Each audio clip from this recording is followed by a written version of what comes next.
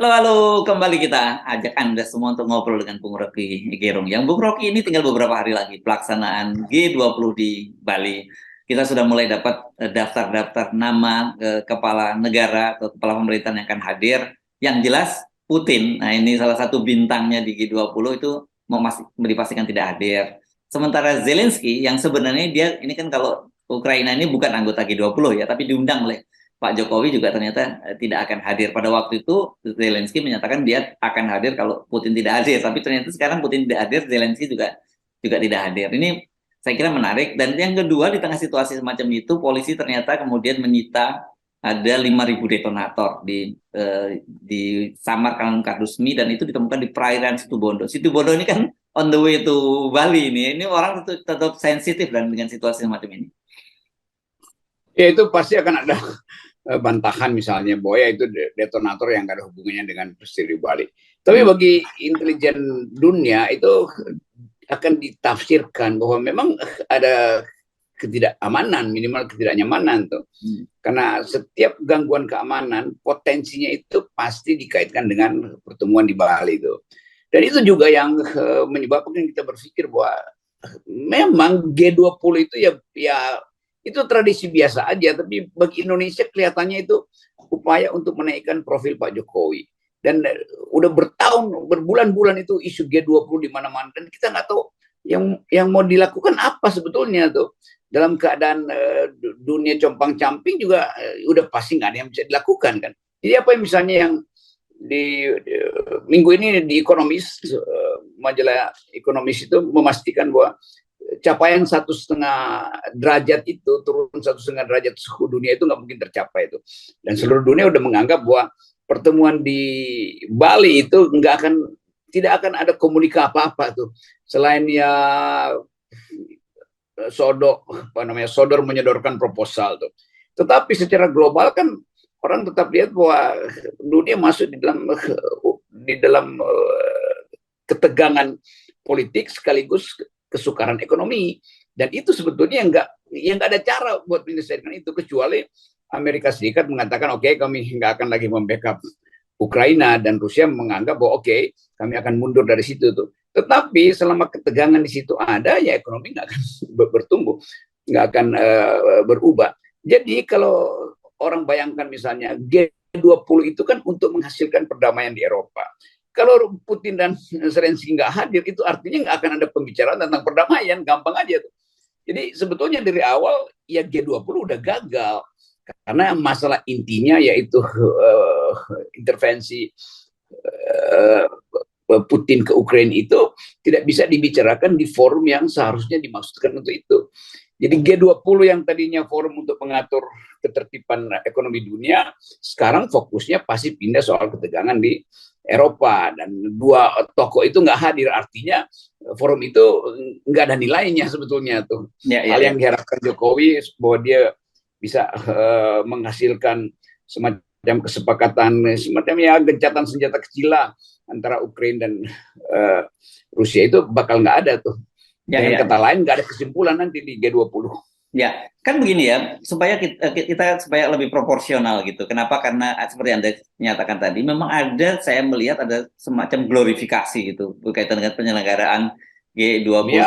Ya, glorifikasi. Ya, sementara kita menganggap ya itu biasa saja. Mari kita putar sebentar ya. Kan terakhir itu, kan kita kemarin singgung itu ini soal abjad. Sebelumnya kan tuan rumah G20 ini adalah Italia. Seharusnya giliran berikutnya itu adalah India. Tetapi karena Indonesia pada tahun 2020, Indonesia itu harus baru dapat nanti tahun 2023, Bung Rocky, kan gitu jadwalnya ya. Setelah India, baru Indonesia. Tapi karena Indonesia pada tahun 2023 itu jadi tuan rumah juga KTT ASEAN, kemudian mereka melobi dan minta agar dimajukan India mengalah menjadi 2023. Jadi sebenarnya itu memang proses biasa saja, jadi nggak ada yang terlalu luar biasa. Tapi kemudian kemarin kita juga menyimak ada hal yang memalukan, bagaimana kemudian sampai diklaim hasil pengumpulan dana dari Bank Dunia untuk penanganan pandemi juga diklaim itu sebagai keberhasilan Indonesia memimpin G20. Kan ini yang kayak gini-gini nggak proporsional saya kira. Sangat nggak proporsional, karena ini peristiwa yang biasa sekali itu. Abjadnya I, kalau publik lihat misalnya abjadnya A, ketemunya Argentina itu. Hmm. Dan orang kan kaget bahwa di Argentina G20 itu dilakukan di lapangan terbuka pakai tenda tuh di tengah kota Argentina, panas itu. Jadi nggak ada glorifikasi di situ. Ada di istimewakan. Nah, jadi bayangkan Indonesia itu dari awal menggunakan G20 itu untuk mengeluhkan Presiden Jokowi. Itu nanti ada Bali, forum segala macam. Coba aja cek di peristiwa G20 ketika Argentina jadi tuan rumah, itu dibikin tenda gede di tengah kota. Delegasinya masuk ke dalam tenda itu. Jadi nggak ada hal yang spesial di situ sebetulnya. Padahal sebetulnya dari awal kan kita mau hitung kemampuan Indonesia untuk jadi semacam sinyal terbitnya harapan tentang pengurangan emisi. Itu nggak terjadi karena Jokowi mau G20 tetap promosikan bahwa ibu kota akan pindah, dan bagi negara-negara Eropa pindah ibu kota itu artinya merusak lingkungan karena nambah polusi segala macam tuh. Kita juga ingin Indonesia sedikit mengendurkan ketegangan perang, karena perang artinya ada energi yang diupload ke atas dan merusak ozon, karena perang itu selalu artinya ada mesiu, ada karbon dioksida yang ditebar di angkasa. Itu nggak akan terjadi karena nggak mungkin itu dibicarakan tanpa kehadiran Ukraina dan Rusia kan. Jadi semua agenda yang dibicarakan sejak 2-3 tahun lalu, glorifikasi itu akhirnya berujung pada kesedihan sebetulnya kan. Jadi itu bahayanya kalau glorifikasi melampaui kemampuan untuk membuat prediksi tentang keadaan dunia tuh. Di situ kacaunya diplomat kita dalam membaca dunia. Dan sebenarnya kalau misalnya Putin tidak datang, kemudian Zelensky juga tidak datang, ini kan sebenarnya sudah kita bisa prediksi, dan itu sebenarnya bukan persoalan. Tapi ketika kemudian tadi itu dengan semangat glorifikasi di framing bahwa kemudian kalau nanti Pak Jokowi bisa mempertemukan Putin dengan Zelensky dan kemudian terjadi perdamaian, Pak Jokowi nanti akan dapat hadiah Nobel, ini kan jadi nggak karu-karuan jadinya. Apa urusannya membayangkan hadiah Nobel kalau mendamaikan Putin dan Ukraina? Karena ini persoalan antara Amerika, Cina, dan Rusia tuh. Ya Eropa aja nggak mampu kok, Eropa tinggal nunggu perintah Amerika lewat NATO tuh.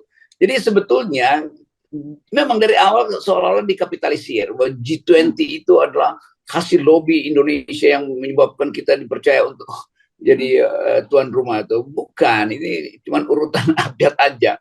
Lalu muncul Pak Jokowi berhasil melobi, dan ternyata fakta itu berbalik itu. Justru begitu Pak Jokowi keluar dari Ukraina, itu bomnya Rusia jatuh lagi di tempat Pak Jokowi pernah datang itu. Itu Rusia aja yang ngitung-ngitung, ya udah biarin aja 15 menit pergi dulu dia, baru kita. Jadi kita semua sadar dari awal bahwa fasilitas yang disediakan oleh G20 yang seharusnya bisa menghasilkan komunike atau keputusan-keputusan penghentian perang itu nggak akan terjadi di Bali itu. Dan itu artinya kita gagal menjadi tuan rumah. Kenapa? Karena nggak ada kesimpulan kan. Jadi masing-masing orang, masing-masing delegasi, ya mungkin dia kirim delegasinya bukan lagi tingkat pimpinan negara, karena dianggap ya apa yang mau dibicarakan di situ tuh. Sementara Indonesia tidak bisa memberi semacam jaminan bahwa kepemimpinan Indonesia di Asia misalnya itu bisa membantu penyelesaian di Ukraina. Kepemimpinan Indonesia di Oki misalnya bisa membantu.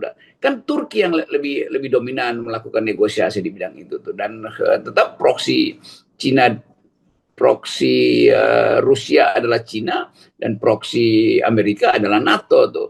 Jadi komplikasi itu yang seolah-olah Indonesia bisa menyelesaikan perang di antara dua gajah itu kan ajaib kan. Kelinci berupaya, bukan kelinci, apa namanya, cebong ya.